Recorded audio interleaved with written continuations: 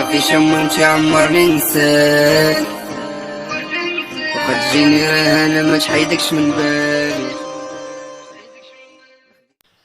إخواني أخواتي، السلام عليكم ورحمة الله تعالى وبركاته. مرحبا بكم في قناتي وصفات طبيعية، قناة رشيدة. أتمنى لكم طول العمر وصحة جيدة إن شاء الله. أخواتي المتابعات لهذه القناة وإخواني المتابعين لهذه القناة، أما إخواني الجدد وأخوات الجدد فما ينسوش بالاشتراك ويتابونوا معايا ويضغطوا على الزر على الجرس ليصلهم كل جديد. لدي الكثير من الوصفات.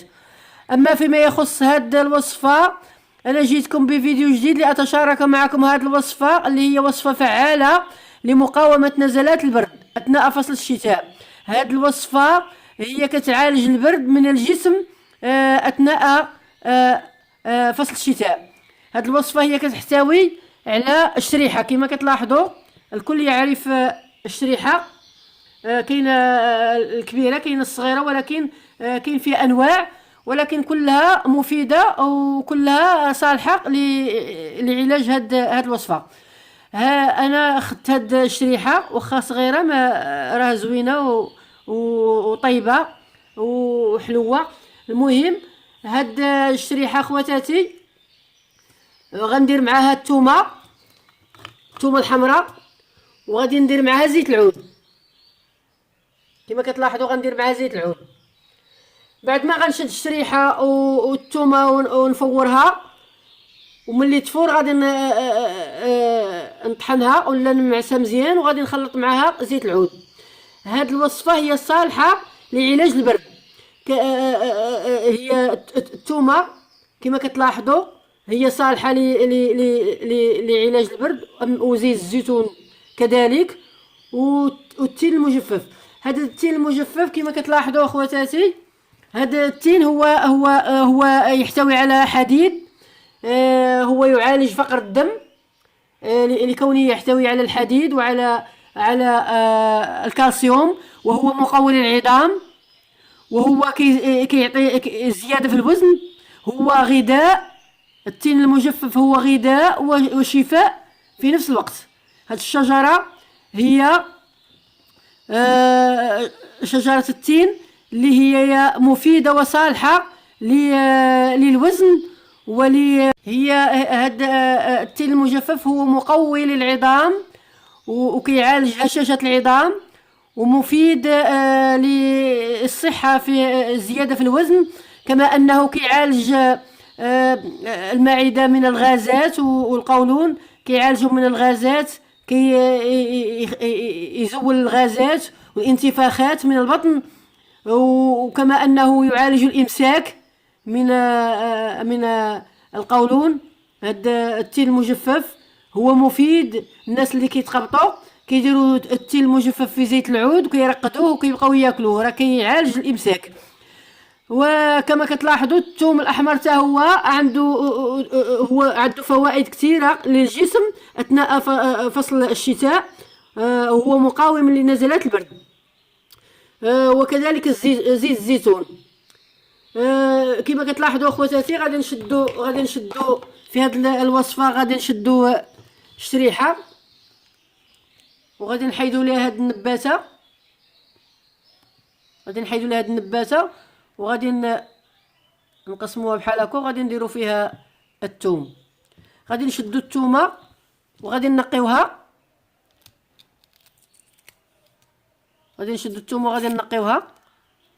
وغادي نقسموها طرونشيات، حيت الثومه عندنا كبيره بزاف. غادي نشدوها نديروها طرونشيات، وغادي نديروا كل الفرع غنديروا في الشريحه. كما كتلاحظوا عندنا الثومه كبيره بزاف، غادي نضربوها طرونشيات بحال هكا. كما كتلاحظوا غادي نضربوها بحال هكا طرونشيات، وغادي نديروا كل كما كتلاحظوا غادي نديروا الثومه في وسط الشريحه،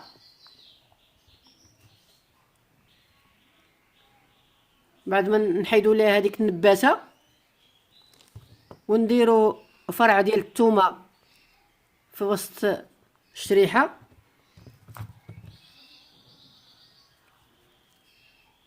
كما كتلاحظوا خواتاتي، الثومه الحمراء هي علاج لنزلات البرد، كتقاوم الجسم من البرد.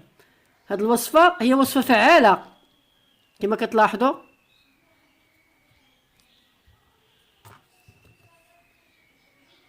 واخا تكون الشريحه صغيره راها زوينه حتى هي مفيده. المهم كتكون الشريحه نقيه، ما يكونش فيها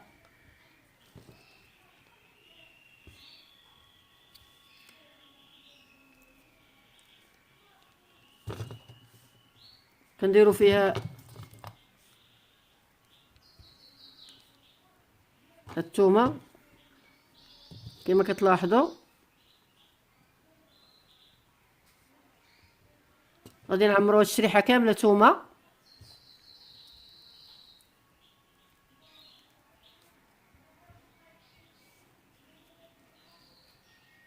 وغادي نديروها تفور.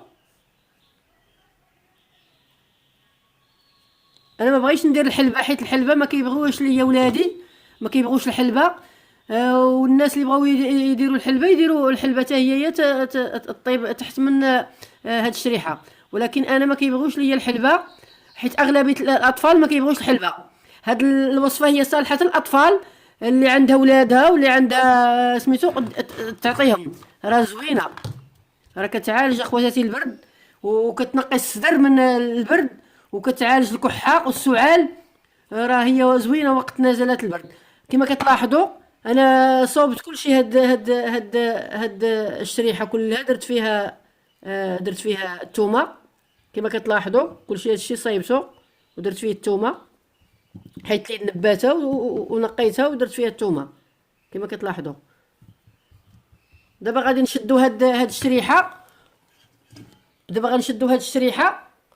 وغادي نديروها في هاد الكسكاس. وغنديروها تفور.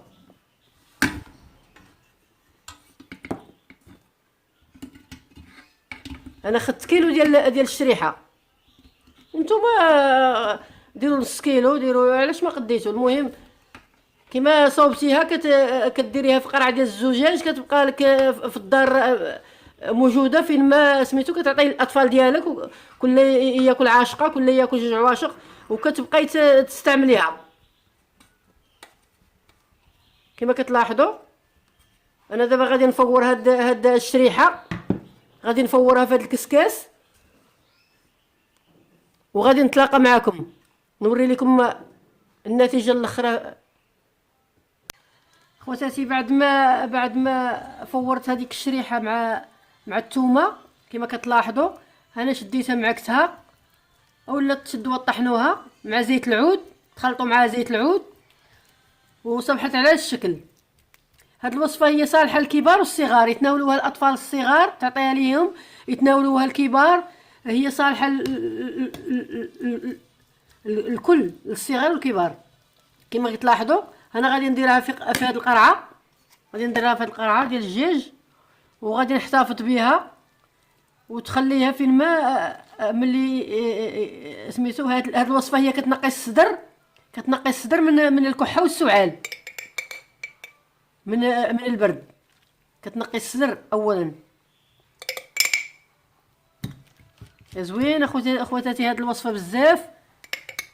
ديروها في قاروره ديال الدجاج وخليوها، ديروا مع زيت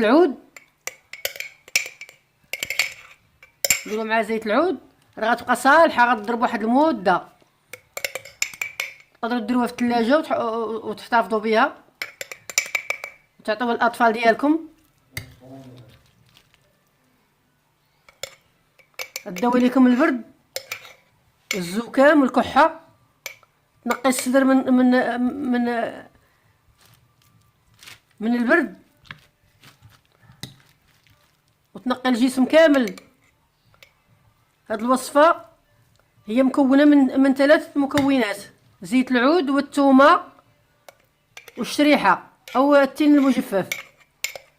هاد الوصفة هي مفيدة للجسم اثناء نزلات البرد، هي مقاومة لنزلات البرد. ما تنسوش اخواتاتي تابوناو معايا وتشتركوا معايا في هذه القناه وتضغطوا على زر صابوني وتضغطوا على الجرس ليصلكم كل جديد. لدي الكثير من الوصفات، لدي الكثير من الوصفات. انا درت كيلو ديال الشريحه عطاتني هاد القدر.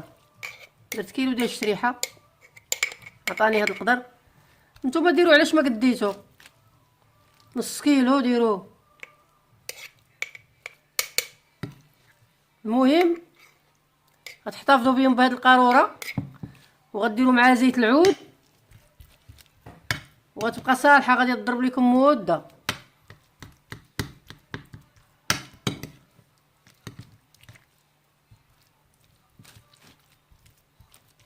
انا بعد ما معكتها على هذا الشكل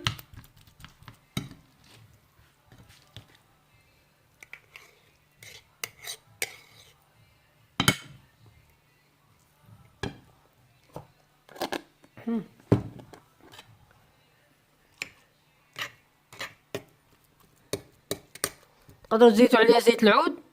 فين ما لقيتوها نشفات زيدوا عليها زيت العود.